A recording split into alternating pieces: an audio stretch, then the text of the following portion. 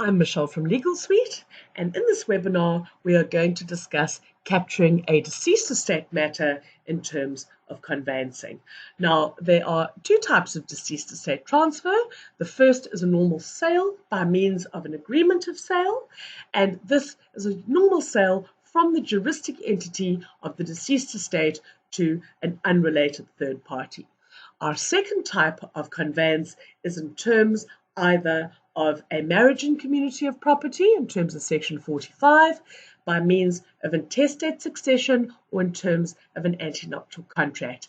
And these are done by means of endorsement as opposed to agreement of sale. Before we begin, we are going to just quickly examine our parties that are required for capturing a deceased estate transfer. Now, our parties reside in the address book, so let's click on our address book icon. And the parties that are going to be required is the juristic entity of the estate of the late individual, as well as the individual in their personal capacity, being that of an individual.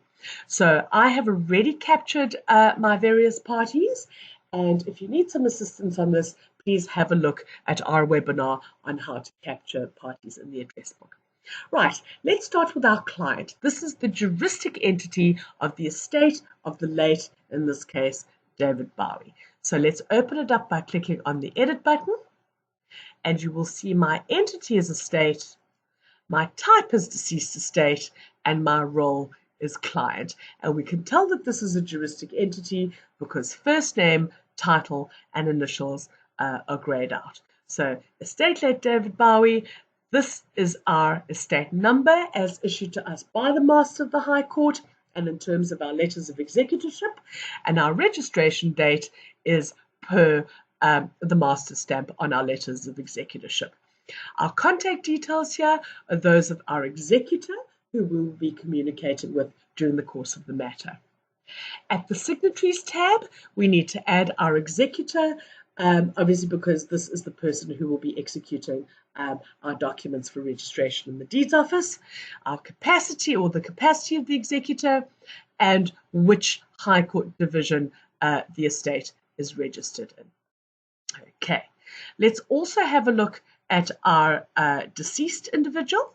Okay, let's just open up that entry, and you will see that this is a private individual or natural person. So our entity is adult, our type is male, and the role that this person plays is that of deceased. Okay, so name and ID number, and again, we will be communicating with the executor, so address details are not really required. So once we have our parties, we are now ready to insert our deceased estate transfer or sale into our matter screen. Right, so from our matters, yellow screen, yellow insert. Alternatively, we can right click and insert our new matter. Now, you will note that various items of mine are already inserted. These have been brought in from my defaults, and if you need some assistance with this, please have a look at our webinar on how to set up defaults for a transfer matter. Right, so we need to get our juristic entity of the estate in here. So let's have a little look up, use the address book, and we will scroll down to our estate late David Bowie and select it. And the program has assigned a file reference. Now, all of your estate matters should start with EST because they're all juristic entities, estate late, and then the name of the deceased person. So because most of my defaults are already set up, all I really now need to do is insert the description of the matter on the left-hand side of the screen. So transfer, and you're more than welcome to use your abbreviations here. And to my purchaser. Right, everything else on the side of the screen remains the same. Our document setters transfer. Now here at our cause of action, we are going to examine the two different types of conveyance of property in terms of deceased estate. So clicking on our drop-down menu, first is our deceased estate sale. Now this, as I mentioned previously, is a normal sale by means of an agreement. So let's select it. I am going to reduce my plans of action to none for the purposes of this. And again, because all my other defaults have already been filled in, all I need to do is click on OK, and the program will then ask me to add various parties. Right, so we require buyer, so we say yes. The program will take us into the address book, and I'm just going to drop my filtering and select my already captured buyer. There we go, and select. The program will then say to me, please, can I assign the deceased to the matter? Absolutely, I click on yes, and again, into the address book, the program is filtered by deceased, and there is my deceased. So I can say select, and in the usual way, as for normal transfer, the program will then ask me to assign an estate agent. If there is an estate agent, we will say yes. If there isn't, we will obviously say no to this question.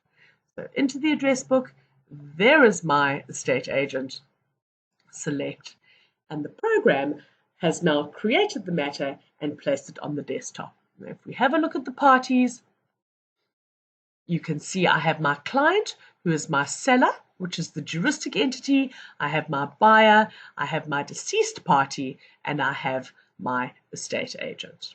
Okay, we're going to take a very quick look into the DocGen database on our F3, and this would be a normal transfer.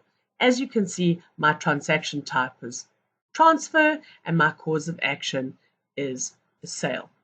Now, if this were a transfer by means of endorsement as opposed to sale, when we capture our matter at cause of action, we would need to tell the program that this is a deceased estate transfer.